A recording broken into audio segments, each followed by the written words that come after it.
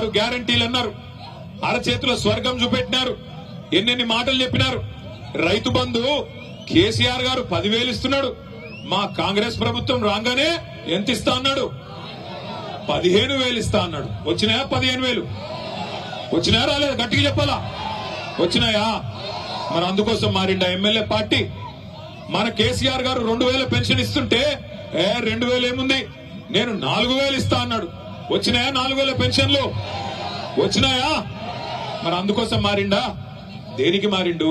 కేసీఆర్ గారు ఆడపిల్ల పెళ్లి చేసుకుంటుంటే షాదీ ముబారక్ కళ్యాణ్ లక్ష్మి పేరు మీద ₹1,00,000 ఇస్తే ఆయన ఇచ్చే లక్ష్యాన్ని నేను తులం బంగారం ఇస్తా మీదికెళ్ళి అన్నాడు. వచ్చిందా తులం బంగారం? వచ్చిందా రాలేదా?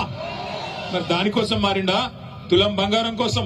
అట్లాగే గుర్తు తెచ్చుకోండి, ఎన్ని హామీలు మా ఆడబిడ్డలందరికీ హామీ ఇచ్చినాడు. నెలకు 2,500 ఇస్తా, అత్తకు 4,000, కోడలికి 2,500 అని మాట ఇచ్చినాడు. వచ్చినాయా 2,500 వరకన్నా? ఆడబిడ్డలు ఉన్నారా ఇక్కడ? ఎవరన్నా ఆడున్నారు? మీకు రావురా అయ్యా? వాళ్ళకు వస్తే వీళ్ళు మొగోళ్ళు చేయుక్తురు ఇట్లా. ఆడపిల్లలకు ఎవరికైనా వచ్చినాయా? ఎవరికి రాలే. రాష్ట్రంలో 1,67,00,000 మంది ఆడబిడ్డలు కళ్ళల్లో ఒత్తులేసుకొని చూస్తున్నారు. ఎప్పుడు ఇస్తాడు రేవంత్ రెడ్డి కాంగ్రెస్ ప్రభుత్వం? రాహుల్ గాంధీ వచ్చి పెద్ద పెద్ద మాటలు చెప్పిపోయాని 2 లక్షలు రుణమాఫీ చేస్తా అన్నాడు. 2 లక్షలు అయిందా? రుణమాఫీ అయిందా కాలేదా? గట్టిగా చెప్పాలి, వినబడతలేదు. అయిందా కాలేదా? మరి అందుకు పోయిందా? ఎందుకు పోయిండు మీ ఎమ్మెల్యే కాంగ్రెస్ పార్టీలకి? ఇంకా సిగ్గులేని విషయం ఏంటంటే, ఇంకా సిగ్గులేని విషయం, పోయిండు కాంగ్రెస్ లకి. ఇవాళ పోయి మన టీవీ వాళ్ళు అడిగినారు, అయ్యా నువ్వు ఏ పార్టీలో ఉన్నావని. ఏం చెప్పాలా పాపం? బీఆర్ఎస్ పార్టీలో ఉన్నా అని చెప్తున్నాడు. మరి బీఆర్ఎస్ పార్టీలో ఉంటే బీఆర్ఎస్ మీటింగ్ ఇక్కడైతుంటే ఎమ్మెల్యే ఎక్కడున్నాడు?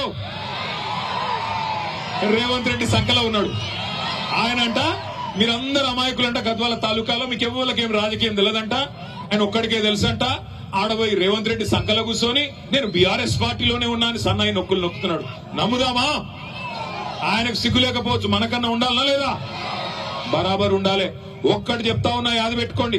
ఇవాళ ఒకటి మాత్రం పక్క, ఎవరు ఎన్ని ఎత్తుగడలేసినా, ఎన్ని రకాల చిలిపి ప్రయత్నాలు చేసినా, ఎన్ని సన్నాయి నొక్కులు నొక్కినా సుప్రీంకోర్టు యమా సీరియస్ గా ఉన్నది. ఈ 10 మంది ఖచ్చితంగా రాజీనామా చేయక తప్పదు, ఉప ఎన్నికలు రాక తప్పదు. రాబోయే 9 మాసాల్లో, 6 నుంచి 9 మాసాల్లో ఇదే గద్వాల తాలూకాలో తప్పకుండా తిరిగి ఉప ఎన్నిక రాబోతా ఉంది. బుద్ధి చెబుదామా పార్టీ మారిన ఎమ్మెల్యేకు? చెప్దామా?